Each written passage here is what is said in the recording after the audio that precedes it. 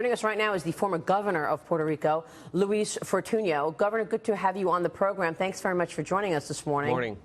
Morning. We've been setting the stage here on the backdrop in Puerto Rico. Of course, this has hit an already struggling island. The storm set to hit just 2 weeks after the island narrowly missed the brunt of Hurricane Irma. Give us your sense of the damage Puerto Rico is facing right now. Sure. As you were mentioning earlier, this is the worst hurricane in 85 years and at the worst possible time, as you also alluded to. I have been in contact, 5 minutes before we were on the air with family members and friends. They're starting to feel the brunt of it. I want to remind everyone, we're dealing with 3.5 million Americans. This is an American territory. So again, which was helping the USVI residents after Irma, because actually fared better. The island received about 1,500 refugees and were being taken care of because the island infrastructure was stronger. However, the power infrastructure with Category 4, almost 5 hurricane will not be able to hold on. And actually, shortly before midnight last night, the power went off in the San Juan area, and I presume that has happened across the island. Yeah, I mean, we were just talking about the bankruptcy, the financial struggles that the island has faced.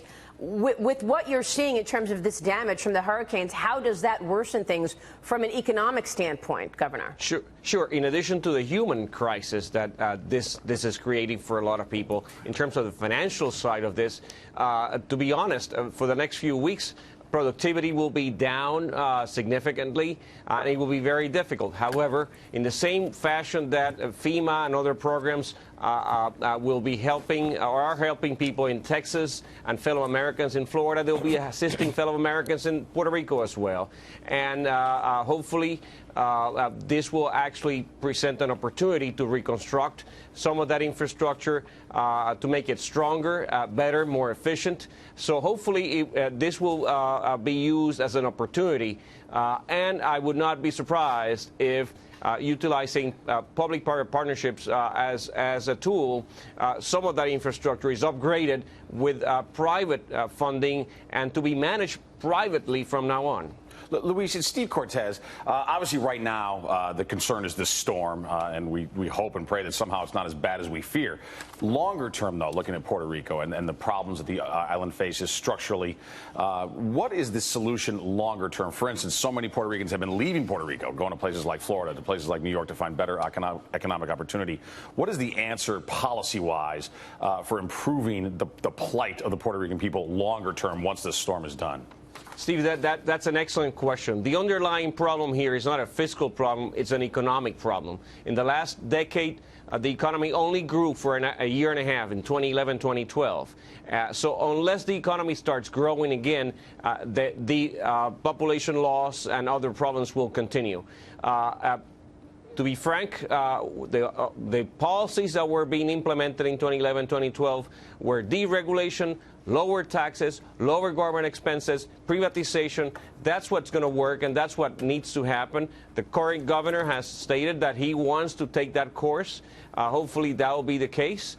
And as I was mentioning earlier, perhaps this presents an opportunity for the private sector to have a greater role as well. Luis, it's early in the morning, but I want to stand up and cheer when I hear you talk about empowerment and freedom and economic prosperity.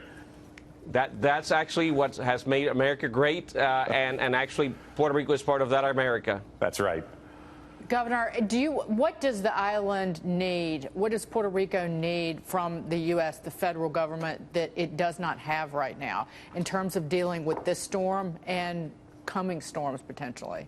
Sure. In terms of the storm, I must say that the Trump administration has been doing a wonderful job. And actually, even the current governor has been stating so publicly in his own tweets. So that has been happening, and hopefully, even though I'm sure FEMA is stretched with Texas, Florida, and now Puerto Rico and the U.S. Virgin Islands, that they seem to be doing an excellent job. Long term, I must admit that the economy started going down in Puerto Rico after some of the free trade agreements were entered into, and actually some of those countries with which we entered into those agreements started to compete more in more effective way that we could to produce goods that previously the island was producing and selling across the 50 states. Same thing with tax policy that was amended in the late 90s. So I'm hopeful that if there is a tax reform in Washington, and if there is some tinkering with the free trade agreements, that will assist not just places like Ohio and Pennsylvania, but also places like Puerto Rico. All right, we will leave it there. Governor, it's good to have you on the program this morning. Thanks so much for joining us. Thank you. We pray that everyone will be fine. And we as well. Thank you. Former Puerto Rico Governor Luis Fortuno joining us there.